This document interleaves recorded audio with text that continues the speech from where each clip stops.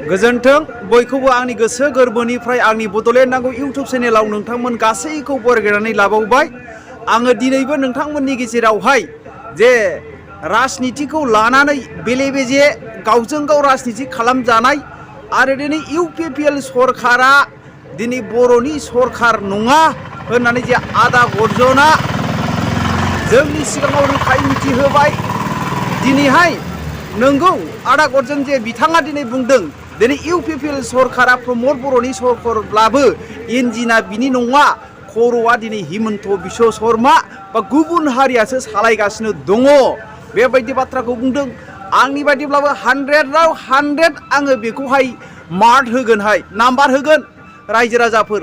मानो होनोब्ला दिनैहाय प्रमद बर'आ दिनै जोङो खोनानो मोन्दों नै दाख्लिसो जे 7 बार जे स्निथि जे इउपिपिएल गायसननायनि समावहाय फैनानै जे डक्टर हिमन्त बिश्व शर्माया दिनै फैनानै बुंबाय नेक्स्टआवहाय जे इलेक्सनावहाय इउपिपिएल आरो बिपिएफ मोननैजों दोलो नांनानै राजनिति गेलेगोन होननानै जोङो मिथिनो मोन्दों रायजो राजाफोर। नाथाय दिनै जोङो बेखौ जोङो दिनै लासिंसिं बाथ्रा दिनै मोननैजों मिलायलायनानै बबेबा दिल्लीयाव थांनानै बबेबा माबायाव थांनानै जोङो माबोरैहाय गिनानै गुबुन हारिखौ गिनानै सावरायनायनि गेजेरजोंहाय मिलायनो साननाय नाथाय मिलायनो हाया। दिनै गेजेराव थानानै हिमन्त बिश्व शर्माया सोर? दिनैहाय गुवाहाटि बायदियावनो मोनसे फिल्डआवहाय लानानै सावराय, अब्लासो गुबुन हारिया गिख्रांनायनि गेजेरजोंनो जोंनो बड'लेण्डखौबो होनांगोन रायजो राजाफोर। आङो बेखौ सानो। बेनिखायनो जोङो गासै जोङो सिनसियार जानानै साबधान जानानै जोङो ज' जायोब्ला गासै ट्राइबेलफोरखौ ज' खालामोब्ला जोङो बड'लेण्डखौबो गोरलैयै मोनगोन आरो गासै गुबुन जनगोष्ठीफोरखौबो मोनफा मोनफा एग्रिमेन्ट हिसाबै सोरनोबा एसटि नांगौ, बयहाबो गांनाय अभाब अभियोग दङ। बिथांमोननो जे एग्रिमेन्ट सिस्टेम खालामनानै जोङो जै मै बड'लेण्डखौ खुंगोन बेबायदि एग्रिमेन्ट सिस्टेम लालायोब्ला जोङो बड'लेण्डखौ जोङो मोनथारगोन। बेखौबो जों दिनैहाय जोंनि बड'लेण्डखौहाय बिनायावहाय होबथाग्रा मानसि दङखायसो जोङो मोननो थाङाखै। नाथाय जोङो नांगौ होननानै जुदि जोंखौ सापर्ट खालामग्रा माखासे मानसिफोर नैबे जे थामथि गोरोबथा जे एनडिपिजों जादों बे समावनो जोङो मोननांगौमोन। नाथाय दिनैहाय प्रमद बर'खौआ थगायजानानै गादिनि लब लानानै दिनैहाय बर'खौ थगायनाय जोङो मिथिनो मोन्दों।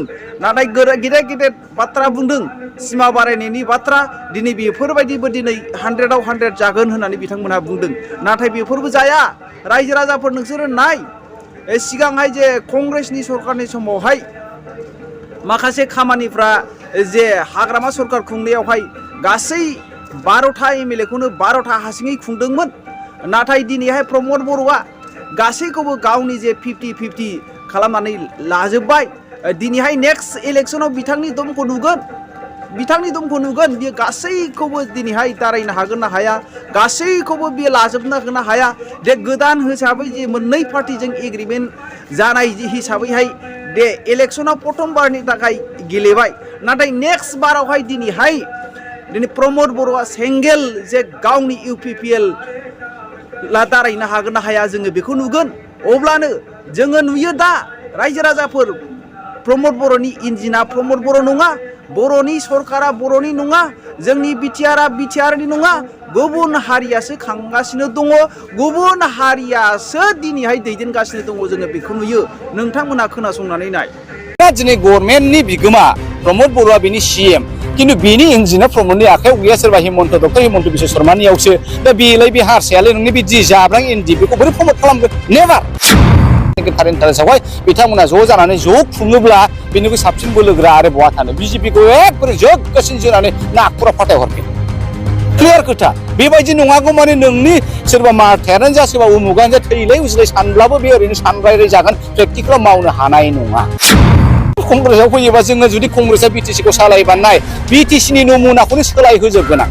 जोंनि लाइमोनफोरखौहाय साख्रि गोनां लाइमोन खालामगोन, जोंनि सेंग्राफोरखौ साख्रि गोनां सेंग्रा खालामगोन, जोंनि सिख्लाफोरखौ प्रफेसनेलाव कनभार्ट खालामजोबगोन। फरायनाय मानेखौ एखे रुंबां फुं बेरे फुंजानि खानाय रानस्लाबलाय स्कुटि लानानै अफिसाव थांनायखौ आं बेखौसो नायनो लुबैगासिनो दं रायजोफोर। ओंखायनो कंग्रेसखौ गभर्नमेन्टआव फैनो हो।